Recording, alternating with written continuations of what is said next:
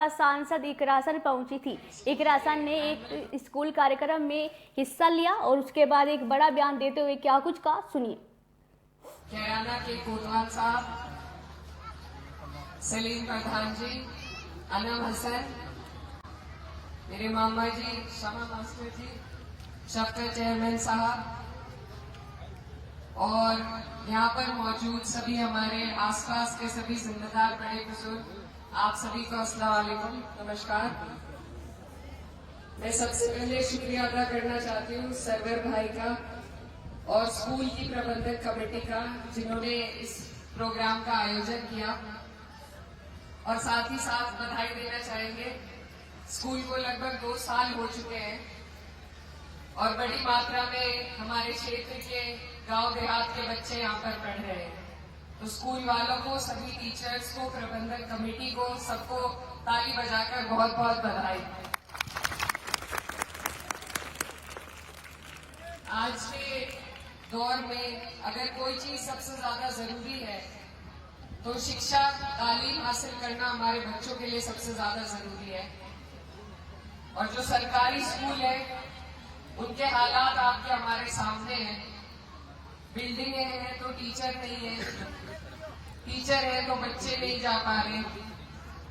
इसलिए हमारे आपके बीच में से सरवर भाई जैसे जिम्मेदार लोग जब ऐसा कदम उठाते हैं, आजकल सभी अपने रोजगार के लिए कुछ ना कुछ काम करते हैं, लेकिन अगर हम उस रोजगार के साथ साथ समाज के कल्याण के लिए भी स्कूलों की शिक्षा की व्यवस्था बनाने की कोशिश करें तो इससे बड़ी इबादत मेरी नजर में कोई और नहीं हो सकती।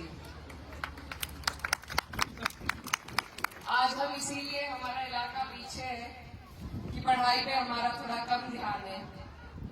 तो ऐसे जिम्मेदार लोग जो समाज से निकल के समाज में शिक्षा को बढ़ावा देने का काम कर रहे हैं, ऐसे लोगों की हमें कदर करनी चाहिए और इनको आगे बढ़ाना चाहिए। क्योंकि आगे आने वाले टाइम में अगर कोई चीज सबसे ज्यादा हमारे काम आने वाली है तो वह हमारे बच्चों की बढ़ोतरी, शिक्षा से हुई भी उनकी बढ़ोतरी और तालीम ही है। दीनी तालीम के साथ साथ स्कूली शिक्षा बहुत जरूरी है। जब हमें अपने अधिकारों का, हमारे बच्चों को अपने अधिकारों का पता नहीं होगा तो रोज हमारे साथ जैसे आज हालात चल रहे इसी तरह चलते रहेंगे।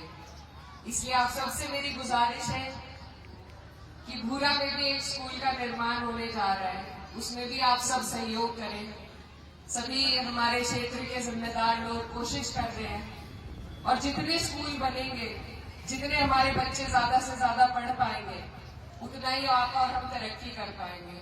छोटी छोटी चीजों में हम बहुत खर्चे करते हैं, बेटियों की शादी ब्याह में बहुत खर्चे करते हैं, लेकिन अगर वही खर्चा दहेज से हटाकर उनको तालीम देने में करें तो एक बेटी आने वाली नस्ल को पढ़ाने का काम करती है। तो यहाँ पर खासकर हमारे क्षेत्र में जो हमारे पास आंकड़े हैं, तो लड़कियों के स्कूल से नाम कटने के आंकड़े बहुत बड़ी संख्या में हैं। तो सभी मेरे बड़े बुजुर्ग यहाँ मौजूद हैं, आप सबसे मैं एक ही गुजारिश करना चाहती हूँ कि आप लोग इस चीज में सुधार करने की कोशिश करें, मेहनत करें।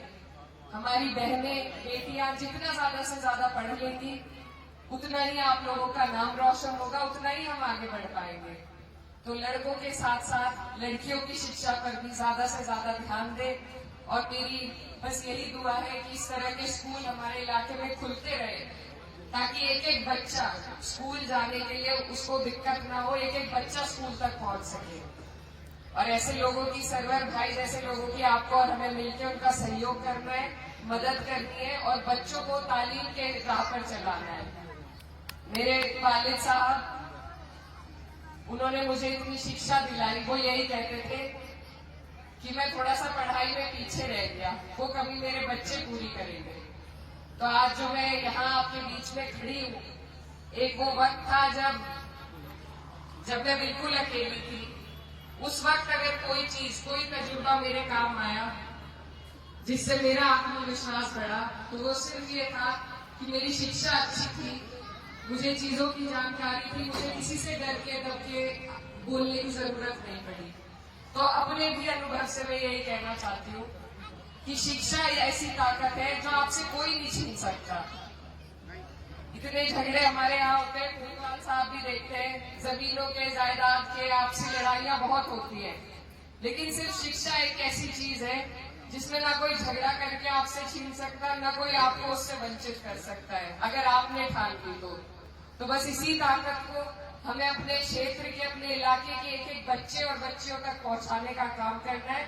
इसमें आप सबकी जरूरत है और मैं बहुत बहुत शुक्रिया अदा करना चाहती हूँ पूरे एमएच कॉन्वेंट स्कूल की प्रबंधन कमेटी का कि इतना अच्छा काम वो कर रहे हैं और ऊपर वाला उन्हें खूब तरक्की दे और बच्चों की संख्या को बढ़ाए।